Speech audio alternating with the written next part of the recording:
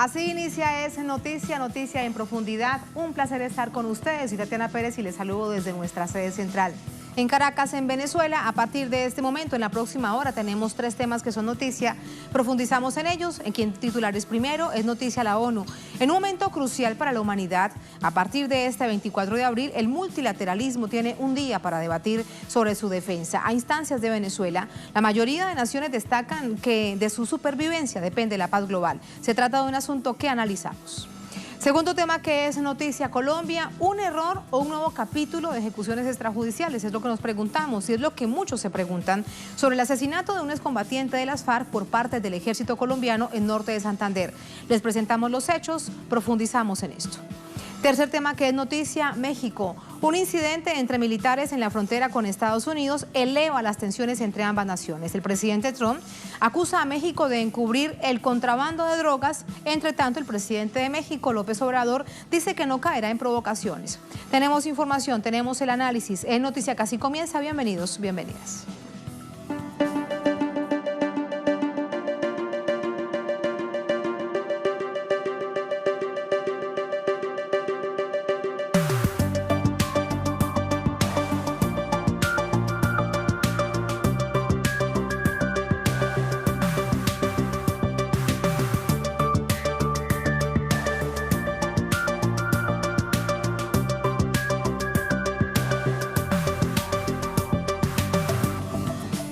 En noticia a la ONU, una histórica celebración dio paso a la defensa del multilateralismo y la diplomacia por la paz en el mundo. En el marco de la Agenda 2030 para el Desarrollo Sostenible, la Asamblea General de este organismo debatía sobre la solución a los conflictos internacionales. Detalles a continuación. Desde Nueva York, el organismo de Naciones Unidas conmemoró por primera vez este 24 de abril el Día Internacional del Multilateralismo y la Diplomacia por la Paz. La presidenta de la Asamblea General, María Espinosa, abrió la jornada. No podemos reconstruir la confianza en el multilateralismo si excluimos a aquellos para quienes trabajamos, a aquellos que junto con nosotros, los estados, pueden aportar soluciones y asumir compromisos. Nuestros pueblos anhelan una gobernanza global inclusiva. Tras ser aprobada el 12 de diciembre de 2018, la propuesta impulsada por Venezuela y respaldada por las 120 naciones del movimiento de los no alineados busca fomentar una diplomacia de paz en beneficio de las generaciones venideras, según lo afirmado por el canciller venezolano Jorge Arriaza. Hacemos un llamado a los miembros de la comunidad internacional desde la misma casa del multilateralismo y desde esta emblemática sala de la Asamblea General para que se unan a los esfuerzos desde el sur venimos adelantando para lograr la plena realización de estos 3 pilares de la organización: la paz, el desarrollo sostenible y los derechos humanos. Convirtámonos en paladines del multilateralismo efectivo, de la diplomacia para la paz, para preservar así las generaciones venideras del flagelo de la guerra. La celebración internacional nace en defensa de los valores de la Carta Fundacional de la ONU, en tiempos en que esos principios son violados generando complejas disputas entre países. Bajo ese concepto, el portavoz del Ministerio de Exteriores de China, Geng Shuang, llamó a todas las naciones del mundo a proteger el derecho internacional. El mundo necesita el multilateralismo ahora más que nunca. Los países deberían defender conjuntamente los objetos y principios de la Carta, defender el espíritu de consulta, seguir las normas y procedimientos y resolver los problemas de manera colectiva. Durante su intervención, el canciller iraní Mohammad Javad Zarif rechazó toda actitud unilateral que se enfrente a esta iniciativa. Señoras y señores, para defender el multilateralismo es imperioso negarle a Estados Unidos cualquier beneficio percibido de sus acciones ilegales y rechazar cualquier tipo de presión que quiera ejercer a los demás para violar el derecho internacional y las resoluciones del Consejo. La jornada se centró en asuntos que preocupan a la humanidad: el cambio climático, las tensiones geopolíticas, las crisis humanitarias y migratorias. En medio de la cumbre, el canciller Jorge Arriaza sostuvo un encuentro con el secretario general de la ONU, Antonio Guterres, donde discutieron sobre temas esenciales de Venezuela, un país que sufre las consecuencias del quiebre del multilateralismo para imponer una doctrina en función de los intereses de una potencia, Estados Unidos.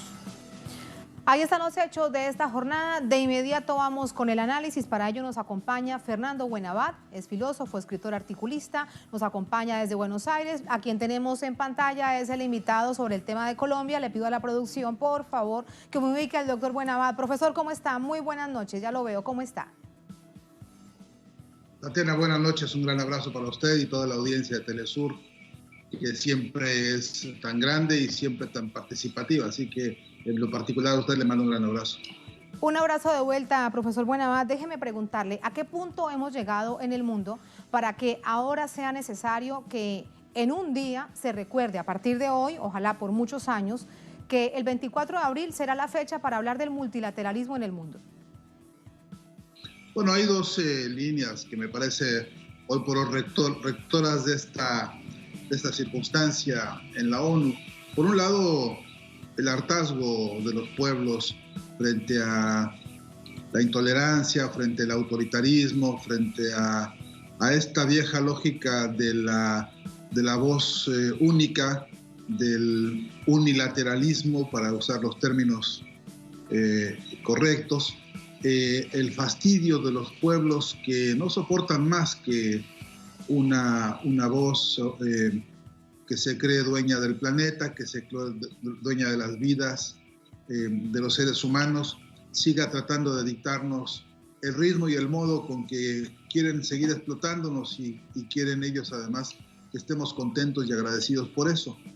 Pero todavía más importante que el hartazgo, a mi entender, es la producción de conciencia que este hartazgo ha sabido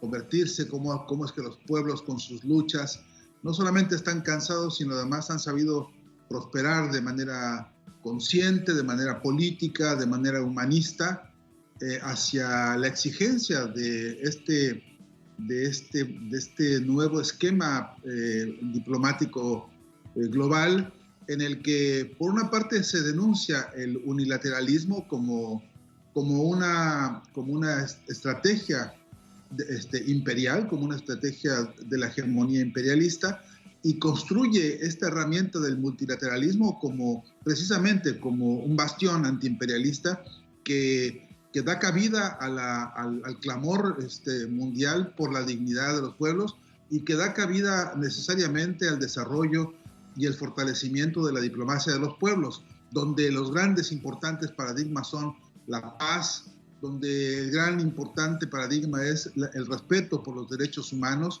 y desde luego la inexcusable responsabilidad de todos por respetar la soberanía de los países, esa soberanía que implica desarrollo, esa soberanía que implica apropiación y distribución soberana de las riquezas de cada pueblo. Este multilateralismo es hoy por hoy, a mi entender, la gran corriente nueva de pensamiento que debe ratificarse, profundizarse y cumplirse.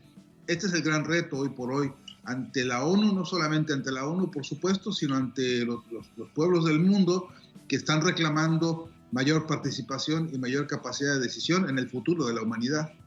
Hablas de principios que resultan fundamentales para mantener la supervivencia de una paz tal como se ha conocido después de la Segunda Guerra Mundial, por lo menos en ese intento, bajo unos principios que bien has destacado. Lo que pasa es que esos principios empiezan a quebrarse en tan poco tiempo y sobre todo por un gobierno, en este caso el de los Estados Unidos. ¿Qué hacer para evitar que esto continúe horadando lo que tanto ha costado construir?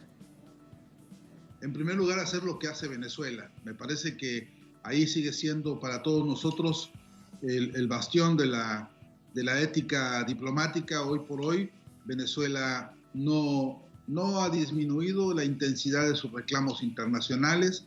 Esta posición que hoy escuchamos del propio canciller venezolano Jorge Arriaza ante las Naciones Unidas es justamente la continuación de una ya tradición de dignidad y de y de entereza política, de firmeza ante los principios humanistas y de firmeza ante los reclamos de todos los pueblos. Para mí es crucial que en la voz del canciller no sea solamente la palabra de un representante de Venezuela, sino el clamor de todos los pueblos del mundo hoy por hoy. Creo que lo que hay que hacer en términos fácticos, en términos concretos, es seguir ese ejemplo, que es no dejar de asistir a ningún foro, a ningún espacio, a ningún esquema de diálogo abierto, franco y profundo en el que sea posible y sea trascendente, insistir en que estos valores no son solamente retórica decorativa para cócteles o para brindis de diplomáticos. Estos son premisas de una convivencia social, de una convivencia planetaria, que si no se cumplen pueden llevarnos a escenarios realmente lamentables, como los que se vivieron, por supuesto, en la Segunda Guerra Mundial, pero como los que hemos seguido viviendo a lo largo de todas estas décadas y que hoy siguen siendo una amenaza. No demos por descartado que el propio gobierno norteamericano simplemente no escuchará el reclamo de todos los países que se suman a este día del multilateralismo, sino que además alguna de sus procacidades que nos ha acostumbrado será pronunciada en las próximas horas. No obstante, repito, hay que hacer lo que hace Venezuela. Y repito que no solamente en esa puntualidad histórica que es acudir a todos los foros, sino en la coherencia con que Venezuela también ha desplegado estrategias en una nueva geopolítica, en diálogos con los pueblos y los países aparentemente más apartados y más olvidados. Creo que eso hay que hacer y creo que tenemos que impulsar una vez más, decirlo, esta convocatoria que el presidente Nicolás Maduro ha hecho una y otra vez a realizar un gran encuentro internacional con todos los países que acepten dialogar por el futuro de la humanidad en clave positiva, en clave emancipadora, y que nos sentemos a discutir las condiciones, los acuerdos y las tareas inmediatas para que tal multilateralismo se vuelva una práctica política concreta. Claro, porque, profesor Buenabad, fíjese usted, todo esto sucede mientras hay naciones de América Latina también con situaciones muy complejas, pero no se encuentran dentro de este foro, no aparecen, no sé usted cómo lo calificaría, pero ¿qué pasa en nuestro continente? Bueno, algunos de estos países no acuden porque están alineados con los intereses norteamericanos, porque son los presidentes y hagamos la salvedad, estamos hablando de algunos presidentes de la región y no de sus pueblos. Esos presidentes que se convirtieron como se caracteriza con toda claridad en cachorros del imperio, no acudirán a estos foros porque no se los permite su jefe. Hay otros, sí, también presidentes o líderes sociales que no van porque tienen mucho miedo, porque están atemorizados, porque están cercados o porque tienen sobre sí amenazas y prohibiciones políticas diversas. Pero no hay duda que hoy por hoy la reconfiguración política del continente está presentándonos foros sociales, expresiones populares, manifestaciones de calle, en fin, protestas y luchas populares en todos lados, en cuya agenda hoy es ya reconocible como indispensable este debate sobre la multipolaridad, esta necesidad de la participación abierta, igualitaria, sincera y sin miedo de los pueblos, y que, por cierto, va desplazando a las estructuras diplomáticas convencionales para empezar a tomar la voz desde abajo, distintas formas de representación y participación de carácter internacionalista. Creo que a eso incluso estos presidentes que no acuden y que no escuchan o que obedecen al imperio, van a tener que rendir cuentas en sus respectivos países, van a tener que explicarle a sus propios pueblos por qué ejecutan y toman decisiones que son absolutamente antipopulares y son recitales de soliloquios en los que lo único que quieren escuchar es la voz del amo, ¿no? Exactamente. De hecho, nos presentas varios ejemplos de todo este contrasentido de cómo se golpea el multilateralismo. Para el caso específico de Venezuela, de Irán, de Nicaragua, de Cuba, con el bloqueo permanente, todo esto tiene que ver en un hecho muy concreto con las sanciones, por ejemplo. Se trata de un secuestro de activos, se trata de robo además, se trata de llevar a un país a una situación totalmente adversa, que es lo que se está intentando, bueno, desde hace más de 50 años con Cuba y ahora con Venezuela.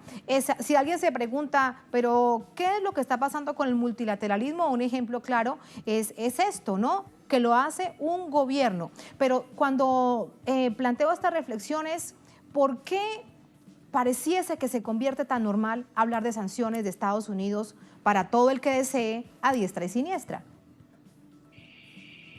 Sí, porque tal unilateralismo en términos de, como usted lo ha descrito claramente, de secuestro de la riqueza de los pueblos, de robo a mano armada de los tesoros de los países, de como vimos, por supuesto, en Libia, como lo estamos viendo en Siria, como lo estamos viendo dolorosamente durante tanto tiempo contra nuestro pueblo hermano de Cuba, como se intenta ahora contra Venezuela y como se ha estado ejecutando contra Venezuela. Eso, en términos de hechos concretos y episodios específicos, también tiene un correlato, a mi entender, fundamental, y que hace a otra forma de usurpación, que es la usurpación de las conciencias, la usurpación de la inteligencia y la sumisión de las conciencias. Es posible que algunos pueblos incluso vean ese unilateralismo como una gran conquista, en función de que la operación mediática internacional juega su papel también en este escenario. No podríamos nosotros suponer que la dominación económica del imperio sobre los pueblos o las agresiones como se han descrito una y otra vez, o como la propia ONU una y otra vez ha denunciado en contra del bloqueo a Cuba, no podríamos pensar que se trata solamente de guerras o ataques contra estructuras económicas o hechos económicos, porque acabamos de escuchar al propio Donald Trump hace ya unas horas, pero esto repitiendo lo que durante varias semanas viene diciendo, en contra del socialismo, creando una operación ideológica internacional que ataca los principios y los valores del modelo político y del modelo de organización social que han asumido algunos países como la única salida posible para la humanidad. Y sin embargo, eso es también, a mi entender, un frente de lucha política donde el unilateralismo hace de las suyas, no solo con los discursos de estos mandatarios imperiales, sino también en toda la estrategia mediática, repito, en las series de televisión, tanto como en la manipulación de las redes sociales, y por supuesto en la prensa que se somete a la voluntad del imperio. Hay una operación estratégica internacional en la que el discurso único se pretende como el modelo ideológico dominante contra nuestros pueblos. Por fortuna, y para esclarecernos todos, la expresividad social, la diversidad de pensares, de sentires, la riqueza de las distintas importantes luchas que hoy recorren el mundo entero, está marcando justamente las nuevas condiciones del debate. Y yo, sin querer esgrimir un optimismo bobo, sí creo que es importante que no nos olvidemos de cómo hoy por hoy los grandes importantes debates de la diversidad de voces, de la participación plural y abierta de los pueblos, está marcando una agenda nueva. Y eso, por supuesto, está enfrentándonos más claramente y más directamente contra los poderes hegemónicos del unilateralismo. Esa es la esperanza que tenemos en términos de avanzar en un futuro no muy lejano, en esa correlación de fuerzas, para no sentirnos tan atrapados en la decisión de una nación potencia desde hace más de 50 años como es Estados Unidos. Sin ánimo de venganza, déjame preguntarte algo. ¿Por qué no es posible sancionar y que se haga efectiva una sanción? Y no me refiero a un asunto de carácter moral, sino una sanción efectiva al gobierno de los Estados Unidos o al Estado de los Estados Unidos. Yo a eso le agregaría por ahora, ¿no? Por ahora, porque no hemos conseguido aún el correlato de la fuerza necesaria, porque tenemos también tareas pendientes para conseguir un proyecto de unidad que nos habilite no solamente las fuerzas políticas, las fuerzas militares, sino también las fuerzas comunicacionales y la fuerza de conciencia que hace falta para eso. Yo creo que la sanción que se merece estos gobiernos tiene que ser tan meditada, tan justa, tan precisa, tan exacta, que logre abarcar precisamente a esos sectores que han sido los responsables del saqueo, de la humillación, del hurto contra nuestros pueblos y también, por supuesto, de la manipulación de leyes, reglamentos, como se ha venido haciendo en el caso de Brasil. Yo digo que por ahora, pero repito, en eso tampoco pierdo la esperanza de que muy pronto logremos consolidar, por ejemplo, importantes tribunales éticos para la diplomacia en este planeta. No es posible que queramos enarbolar un espacio, un escenario de nuevas voces, de multiplicidad de voces, si no tenemos una columna vertebral ética forjada y fundada por los pueblos para que con base en eso podamos medir la gran diferencia que hay entre el pensar popular, el pensar social, el pensar humanista frente a los intereses privados o los intereses de la mezquindad individualista de algunos sectores empresarios o políticos. Creo que estamos hablando de la necesidad de la emergencia de nuevas corrientes éticas, de nuevas corrientes que sean capaces de plantearse no solamente la sanción por la sanción misma, sino la sanción como un ejercicio de moral de pueblo, como un ejercicio de resarcimiento, de justicia social y principalmente de dignificación de las personas. Eso está por construirse. Estamos todavía, a mi entender, armando la agenda política profunda que vamos a tener que desplegar todos en la celebración del multilateralismo, pero justamente con herramientas políticas que den cabida a eso, a la capacidad de organizarse, a la capacidad de unificar el sentido común de los pueblos en torno a paradigmas específicos de la ética nueva. A mi entender, insisto, eso está por crearse, eso está por consolidarse. Hay en el mundo autoridades suficientes desde el punto de vista teórico y desde el punto de vista práctico como para contribuir a crear esa fuerza ética frente a la cual la sanción, además de ser, por supuesto, la sanción de valores, la sanción de las premisas éticas, insisto, sea también una sanción que avance sobre la reivindicación de los pueblos, incluso resarciendo la falta, incluso resarciendo, restituyéndole a los pueblos todo aquello que les ha sido robado. ¿Qué hemos de decir si no como cometido central para un comité de ética continental, por ejemplo, internacionalista, que no sea devolverle al pueblo de Cuba todas esas riquezas que le han hecho perder por este absolutamente obsceno bloqueo? Pero de la mano de esta reflexión, ¿qué tenemos que decirnos todos, sino la deuda inmensa que tenemos con Venezuela y cómo tenemos que hacer todos fuerza unificada, coherente, racional y activa para que las riquezas del pueblo venezolano que están siendo secuestradas por todas partes se le devuelvan de inmediato con un resarcimiento de justicia social? Esta es, me parece, agenda obligatoria ética para este nuevo multilateralismo, porque de no convertirse en herramienta concreta y específica, corremos el riesgo de que sea puramente declaratorio y eso nos hace mucho mal, nos hace mucho peor que las ofensas de los imperios, ¿no? Y es además esta necesidad urgente de la supervivencia de los pueblos del mundo, porque de lo contrario no sabremos hacia dónde vamos. Profesor Buenabad, muchísimas gracias por el análisis, un placer. Hasta la próxima y bienvenido siempre a Telesur. El agradecido soy yo, le mando un gran abrazo a usted y a todos los compañeros de Telesur. Muchísimas gracias. Y miren ustedes, a propósito del secuestro de bienes, el titular que tenemos en pantalla, presidente Nicolás Maduro, el presidente de Venezuela, exige a Portugal responder por los 1.726 millones de dólares retenidos. El presidente de Venezuela hizo un llamado a Portugal para pronunciarse por esos 1.726 millones de dólares que tienen secuestrados y pertenecen a la República Bolivariana. El presidente indicó que ese dinero pertenece al pueblo venezolano, estaba negociado para la compra de alimentos y medicinas. En ese sentido, pidió a la comunidad portuguesa en Venezuela que escriba al gobierno de Portugal para que liberen ese monto retenido. Brevemente les digo lo que él ha planteado. Se trata de una persecución cruel y criminal contra nuestro país país con la única razón de dominarlo, quitarnos riqueza, dominarnos, colonizarnos, pero nosotros decimos Venezuela se respeta. Más información que ustedes encuentran en nuestra multiplataforma, en nuestra página web www.telesurtv.net.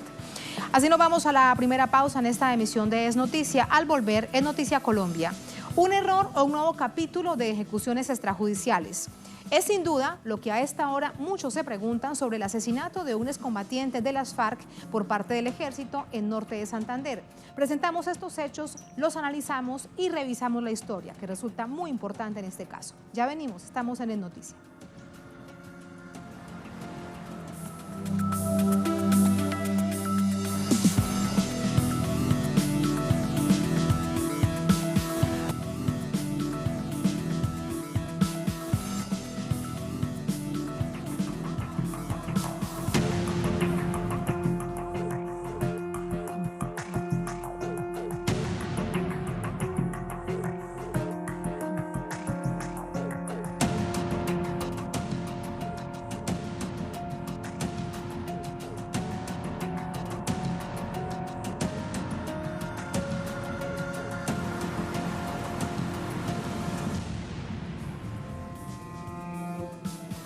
En Noticia Colombia, el gobierno confirmó que el asesinato de un exguerrillero de las FARC en días pasados ocurrió como consecuencia de un disparo por parte de un miembro del ejército de esta nación. El Ministerio de Defensa convirtió a la víctima en victimario al asegurar que no hubo ningún crimen de Estado.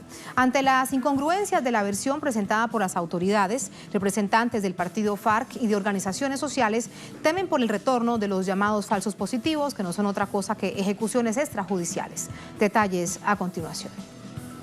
El ministro de la Defensa colombiano, Guillermo Botero, confirmó que el excombatiente de las FARC, Dimar Torres, falleció el pasado 22 de abril, luego de recibir un disparo por parte de un integrante del Ejército Nacional en el municipio de Convención del departamento norte de Santander.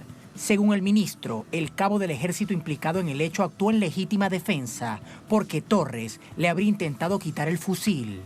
Esta versión contrasta con la entregada por habitantes de la zona, quienes aseguran que Dimar Torres iba con otra persona de regreso a su comunidad, luego de comprar algunas herramientas de trabajo, y que fue detenido y asesinado por los uniformados. En una medida desesperada, los vecinos entraron a los cambuches del ejército en busca de Torres, el único que no se había reportado después de los disparos que se escucharon en la zona. Y decíamos que ellos lo tenían, y ellos que nada, aproximadamente a los 20 minutos de estar buscándolo, encontramos un hueco donde estaban haciendo un hueco y nosotros nos desesperamos, decimos, Luis, lo mataron porque encontramos el hueco y nos miramos de verdadmente que sí que lo han matado. Y empezamos a buscar y aproximadamente como a los 5 minutos de ir a encontrar el hueco, encontramos el señor Dimar Torres asesinado con esos sinvergüenzas que nos tiene el gobierno aquí en las... En un comunicado, el partido FARC denunció la incapacidad de las instituciones del Estado para garantizar la vida de los firmantes del acuerdo de paz, mientras las estructuras del narcotráfico se fortalecen y expanden en territorio colombiano. Tanto las FARC como organizaciones de los derechos humanos alertan sobre el retorno de las ejecuciones extrajudiciales o falsos positivos. En el marco de una supuesta política lucha contra el terrorismo, los 8 años de gobierno del expresidente Álvaro Uribe se caracterizaron por la sistematicidad de estos hechos, financiados en gran parte por el Plan Colombia. Según un estudio universitario local, las ejecuciones extrajudiciales incrementaron un 154% entre el 2002 y el 2010. Además, según la Oficina del Alto Comisionado para los Derechos Humanos de la ONU, solo entre el 2004 y el 2008 hubo más de 3.000 víctimas de esa violencia. Una directiva secreta expedida por el Ministerio de Defensa el 17 de noviembre de 2005 alentó un negocio macabro dentro del ejército. El decreto establecía recompensas en dinero, ascensos o vacaciones por la captura o el abatimiento en combate de miembros de organizaciones armadas ilegales. El documento contemplaba una tabla de pagos en escala de cifras multimillonarias por los cabecillas de las organizaciones y otras menores por combatientes rasos. También incluía una tabla con las recompensas por el material de guerra o comunicaciones incautado a los combatientes. A raíz de esta sentencia, los uniformados secuestraban a jóvenes campesinos y de barrios populares del país para asesinarlos. Luego los vestían como guerrilleros para cobrar recompensas. El gobierno promovía los incentivos, pero no tenía manera de comprobar si los muertos eran o no guerrilleros. Uno de los casos que evidenció tal aberración fue el de las Madres de Soacha, una populosa localidad del sur de Bogotá, donde 16 jóvenes fueron víctimas de ejecuciones extrajudiciales en 2008. Los jóvenes desaparecieron y semanas después fueron hallados por sus familiares en tumbas anónimas, a miles de kilómetros de su lugar de origen, donde habían sido enterrados por el ejército como supuestos guerrilleros de la FARC abatidos en combate. Varios de los autores de estos crímenes actualmente son presentados ante el Tribunal Especial para la Paz, mientras el uribismo lucha por hundir en todas las instancias la ley estatutaria de la JEP. Allí tenemos primero la información de coyuntura y luego había que revisar la historia, sin duda muy importante. Ahora volvemos a la jornada. ¿Qué ha pasado con las investigaciones, con las reacciones? Le preguntamos a Tatiana Portela, nuestra corresponsal desde Bogotá. Tatiana.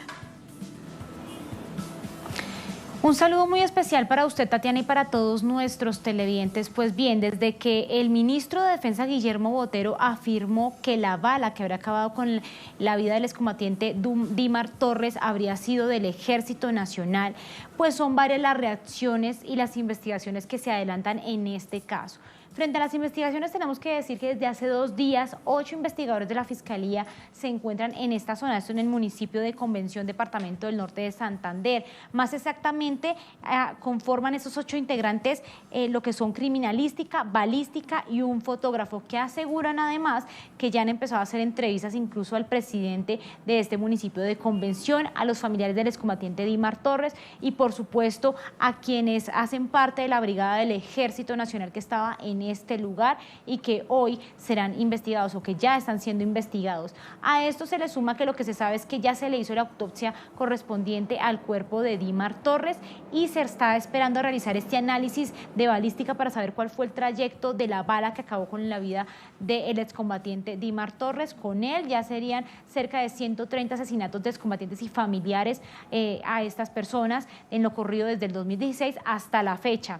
A eso le sumamos cuáles han sido las reacciones, pues por supuesto por parte del partido político FARC, lo que dicen es que rechazan este accionar que ha sido sistemático. Ellos han denunciado reiteradamente cómo se les ha acabado o cómo han asesinado a los excombatientes y a los familiares en las zonas de reincorporación. A eso se les suma que dicen que hoy no hay seguridad en esas zonas de reincorporación y por eso mismo lo último que se sabe es que el partido político FARC viajará este sábado hasta esta zona, hasta el municipio de Convención, con la ONU para poder verificar qué fue lo que pasó en esa zona, pero también para hacer otro recorrido por diferentes zonas de reincorporación debido a la falta de inseguridad y a los recientes hechos de asesinatos en contra de estas personas y sus familiares. Finalmente también sabemos que congresistas de la República viajarán hasta esta zona.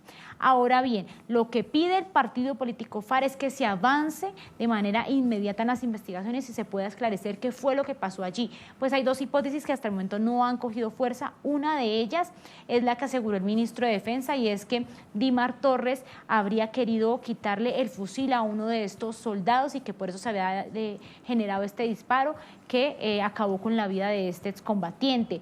Esa es la versión oficial del gobierno nacional. Sin embargo, la versión de las comunidades, que incluso fue quien denunció este hecho y envió videos a varios medios de comunicación, es que el Ejército Nacional habría ocultado este cuerpo, lo habría asesinado y encontraron cómo estaban excavando en la tierra para poder hacer un hueco para poder meter el cuerpo de Dimar Torres. Hay que señalar que en estos videos la comunidad confronta al Ejército Nacional, le pide explicaciones de dónde está esta persona. Ellos dicen que no lo tienen, sin embargo, pues después de esta denuncia se da a conocer este hecho lamentable, este hecho de que la bala que habría acabado con la vida de este excombatiente sí pertenece al Ejército Nacional. Nosotros seguiremos muy atentos para ver cuál va a ser el resultado tanto de la autopsia como del análisis de la balística, que podrá determinar cuál fue el recorrido de esa bala y saber pues quién fue el responsable del asesinato de este excombatiente. Repito que con él ya son más de cerca de 130 excombatientes y familiares que han sido asesinados desde el acuerdo de paz hasta el día de hoy, Tatiana. Del 16 al 2019. Gracias, Tatiana. Buenas noches. De inmediato entramos con el análisis. Para ello nos acompaña Carlos Medina Gallego, es analista periodista, experto en temas de paz y de conflicto armado, profesor de la Universidad Nacional de Colombia. Profesor Medina, ¿cómo están? Buenas noches. Muy buenas noches, Tatiana, para vos y para toda la sintonía de este programa. Se configura, estamos frente a un falso positivo, a una ejecución extrajudicial, profesor Medina. De acuerdo a los hechos, ¿cuál es su visión? Yo creo que en el caso de Dimar Torres hay que ubicarlo en el contexto de un análisis de lo que viene pasando en los meses del gobierno del presidente Iván Duque. Hay que señalar que hay una primera responsabilidad en términos de los asesinatos que se vienen cometiendo contra los miembros de las FARC. Se ha dicho ya, y aquí hay que repetirlo y hacer énfasis, en que se han producido 125 asesinatos dirigidos de manera sistemática contra excombatientes, exmilicianos y exclandestinos de las FARC, porque esas son como las tres categorías, pero también contra las familias de las FARC. Es decir, hay una ofensiva directa contra las FARC y las FARC está sintiendo nuevamente algo que ya había pasado en la década de los 80, que fue el genocidio de la Unión Patriótica. Cuando se fueron a hacer política, se produce este genocidio. Y hoy, que retornan nuevamente a hacer política, se comienzan a producir este número de asesinatos en el marco de una situación que es importante precisar. Y es que se viene regresando a la política de seguridad democrática que impulsó el presidente Uribe y que produjo un nivel muy elevado de muertos, porque el desarrollo de la guerra se medía según el número de muertos y eso fue lo que dio origen a las ejecuciones extrajudiciales y a lo que se conoce como falsos positivos. Yo creo que aquí esto no debe ser tomado como un falso positivo. Este es un crimen de Estado contra un excombatiente de las FARC en la región del Catatumbo, en norte de Santander, en la región de Convención, en una vereda que es la vereda de Campo Alegre, en el Catatumbo, y que se puso al descubierto porque una comunidad valiente salió en rescate de un cadáver que iba a ser desaparecido. Recordemos que ya hay 12 desaparecidos de miembros de la nueva fuerza política como consecuencia de la oleada de violencia que se viene desarrollando contra esta organización. Pero sí, esto... porque aquí tengo precisamente, profesor Medina, mire usted, la información concreta que entrega el partido FARC sobre la situación tan lamentable para mirarla en su conjunto. Usted bien lo decía y lo voy a detallar. En 2016 hubo 2 homicidios de excombatientes, recién firmado el acuerdo de paz. 2017, 30, 2018, 64, 2019, 14. Desaparecidos en 2017, 5. En 2018, 3, en 2019, 1. Tentativas de homicidio, en 2018, 10, en 2019, 2, van 2 hasta este caso. Es decir, 131 hechos de violencia contra excombatientes que estaban directamente inmersos en el proceso de reincorporación de las FARC a la vida política y civil. Es una situación muy similar, si la revisamos, con la de los líderes sociales que han sido también sistemáticamente asesinados en el país. ¿Qué es lo que pasa entonces si unimos estas dos situaciones, estos dos fenómenos? Pues lo que está pasando en Colombia es que hay un retorno a la violencia, a la criminalidad y al terrorismo de Estado. Hay un retorno a la política de seguridad democrática del gobierno del presidente Uribe, que dejó una estela de muertos y de desapariciones forzadas y de desplazamientos, porque se ha reactivado el fenómeno del desplazamiento. En muchas partes del territorio donde el Estado no se reincorporó, lo hizo el paramilitarismo. Y esto tiene a la población en una situación absolutamente crítica, pero es una violencia que está dirigida y que es sistemática. En este momento es una violencia que se dirige contra los líderes sociales y defensores de derechos humanos, que tiene ya 457 muertos, y una violencia dirigida contra los excombatientes, exmilitantes de las FARC, que ha dejado ese número de muertos que hemos señalado. Es decir, hay una política de gobierno dirigida a aniquilar a una organización que ha apostado a un proceso de paz. Y esto hace que se presente una situación en los cuales los excombatientes, los exmilitantes, los nuevos militantes del partido FARC vivan entre la incertidumbre de la violencia criminal y las expectativas de paz. Con un agravante que me parece que es importante señalar en el contexto explicativo de este fenómeno de violencia, y es que el gobierno del presidente Iván Duque y de su partido, el Centro Democrático, no ha asumido la responsabilidad que tiene frente al acuerdo de paz y está incumpliendo con los programas de la reincorporación. Y frente a esto, lo que viene ocurriendo es una violencia sistemática que reactiva el paramilitarismo dirigido y la violencia institucional criminal, como ha pasado con el caso de Dimar Torres. Profesor Medina, Arévalo.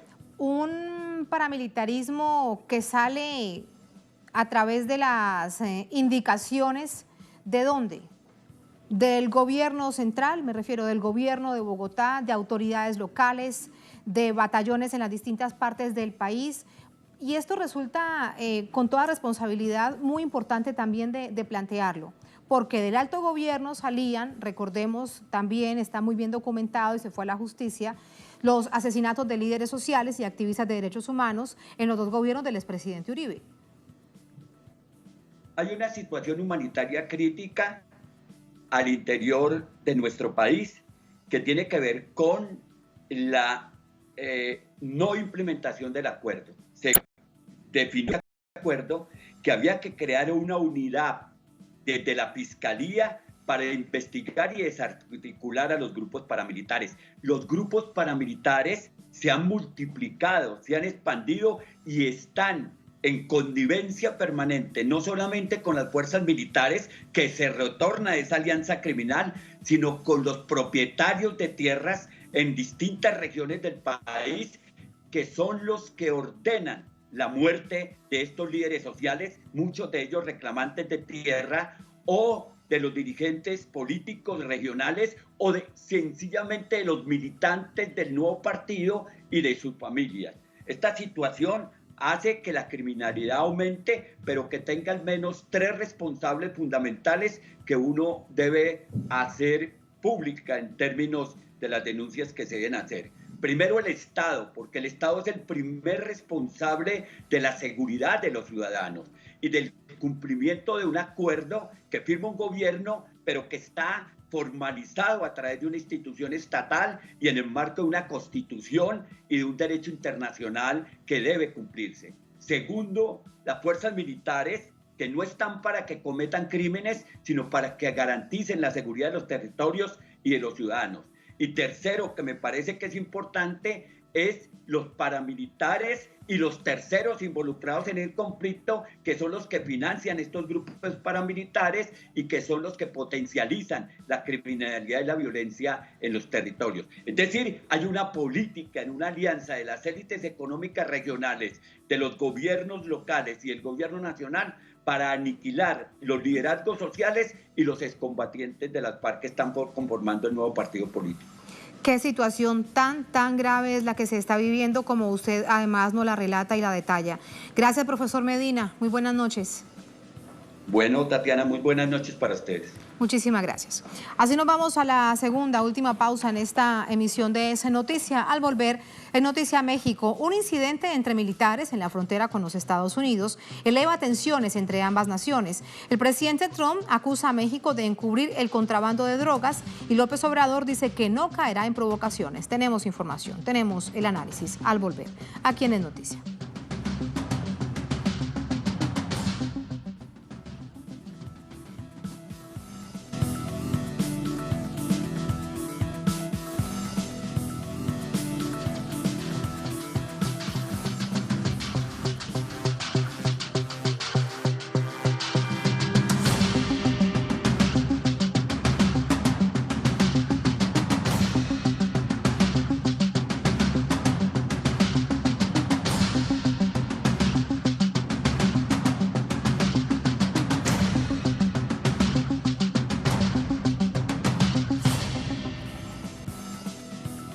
Noticia México, un incidente entre militares en la frontera con Estados Unidos, no conocido hasta hoy, evidencia las consecuencias del aumento de la presencia del ejército norteamericano en esta zona. Ambos presidentes sentaron su postura y aquí les ofrecemos esos detalles.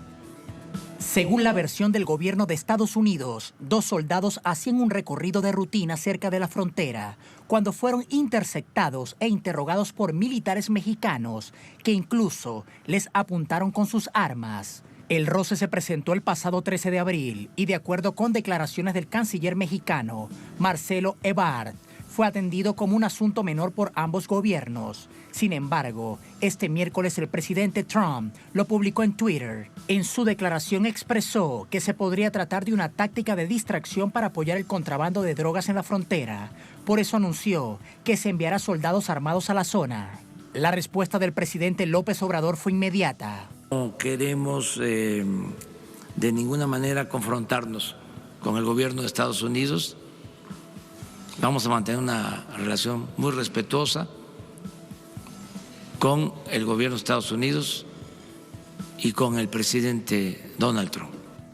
Desde Estados Unidos aseguran que los militares mexicanos habían pasado la frontera. Desde México se dice todo lo contrario, que sus soldados estaban en territorio nacional. Mientras se investigan los hechos, queda en evidencia que por alguna razón el presidente Trump decidió reavivar la polémica por la seguridad fronteriza con su vecina del sur. Desde México se invoca la paciencia y la prudencia. Ese por qué vamos a analizarlo dentro de minutos. Por ahora seguimos sumando información con nuestro corresponsal en Ciudad de México, Eduardo Martínez. Eduardo, déjame preguntarte algo que hemos visto sobre todo en los medios locales. Muchas preguntas al canciller Ebrard si ya sabe de cuándo van a llegar estos soldados armados a la frontera entre Estados Unidos y México, sobre todo del lado de Texas. Cuéntanos más de eso.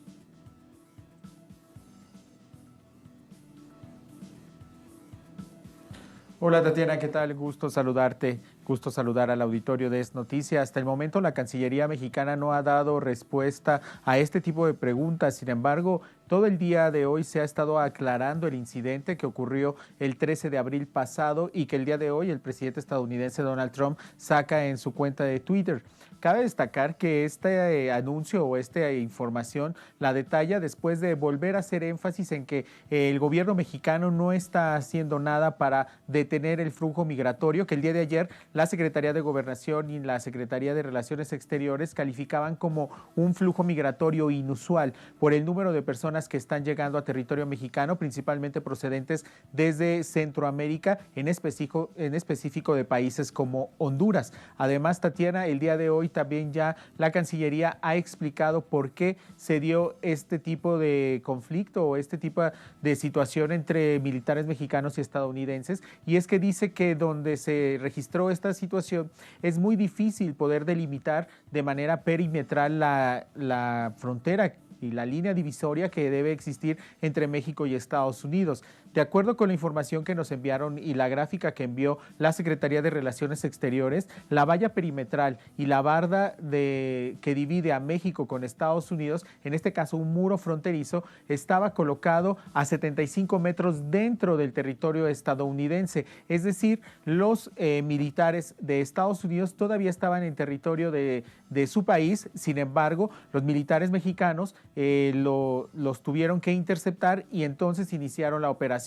El tema es que el presidente estadounidense Donald Trump no especifica que los militares, y esto lo dice la Cancillería mexicana, los militares estadounidenses estaban realizando un operativo o acciones de apoyo a la seguridad de esa zona del territorio, pero iban en un automóvil sin placas y con vidrios polarizados. Esta es una práctica generalizada que realizan las bandas del crimen organizado en México y es por eso que probablemente se pudo dar la situación. Sin embargo, abonando un poco más a lo que decía la nota que me precedió, el presidente de México, Andrés Manuel López Obrador, dijo enfáticamente que se iban a realizar las investigaciones, que se iban a llegar hasta las últimas consecuencias, siempre en apego a la ley y también a la soberanía nacional sobre todo. Eso resulta muy, muy importante. Son asuntos que vamos a analizar de inmediato. Eduardo, gracias. Un abrazo. Buenas noches. Vamos con el análisis. Para ello nos acompaña la doctora Leticia Calderón Chelius, investigadora del Instituto Mora, también con nosotros desde Ciudad de México. Doctora, ¿cómo está? Buenas noches. Buenas noches, Tatiana, un gusto. Muchísimas gracias. El incidente se produjo el pasado 13 de abril.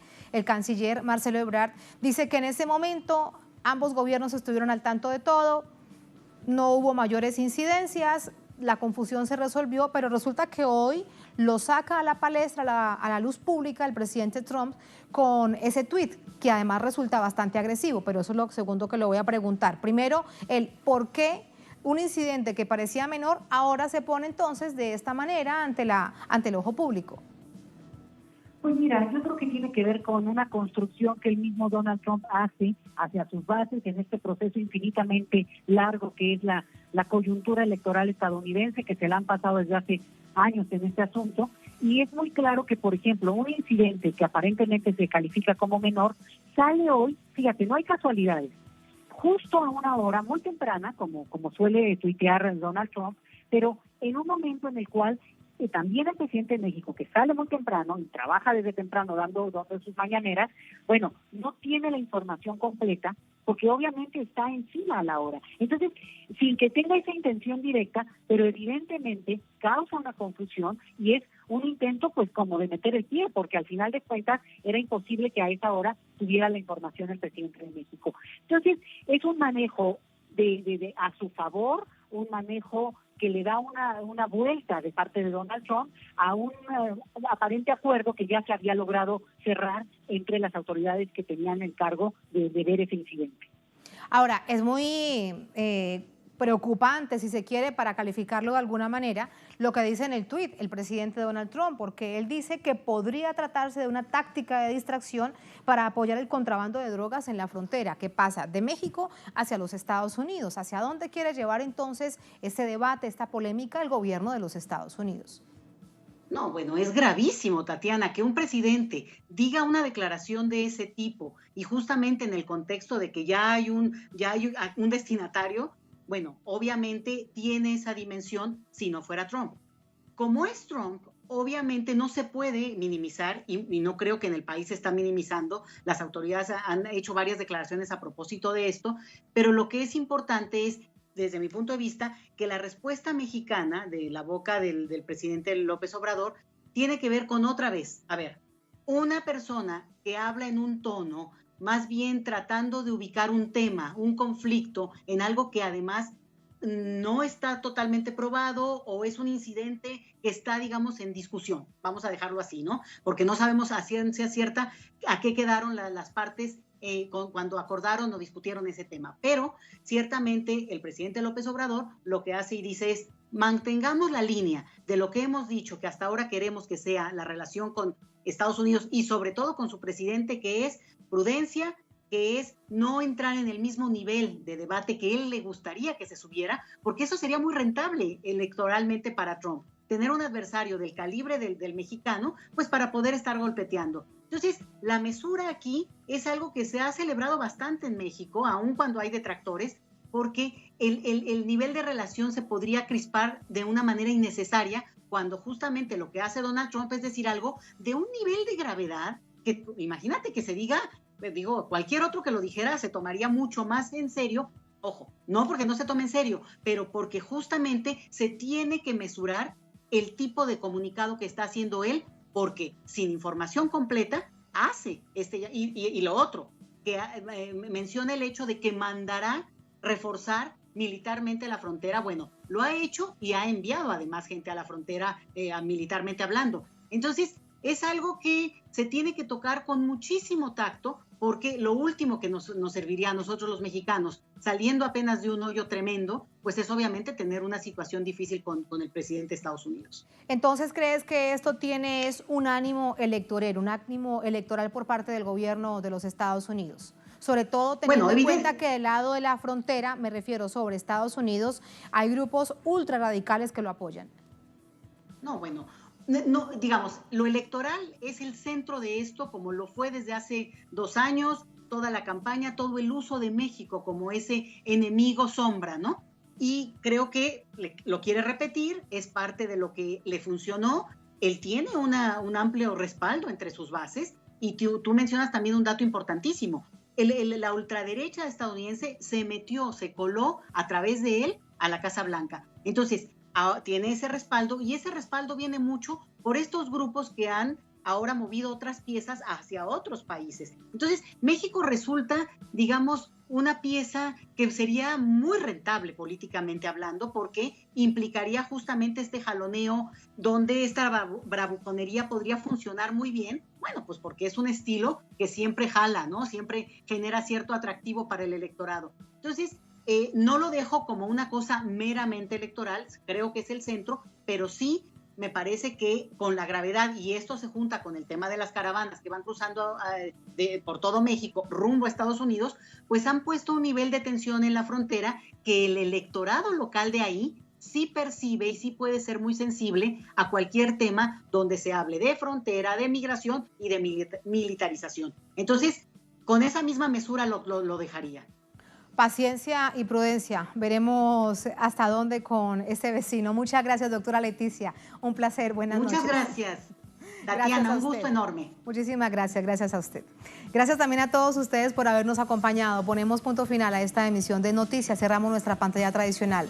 Nos quedamos en redes sociales, @NoticiaTLSur, @TatianaTelesur durante esta jornada. Otro hecho fue noticia, se dio aquí en América Latina, en el gigante suramericano en Brasil.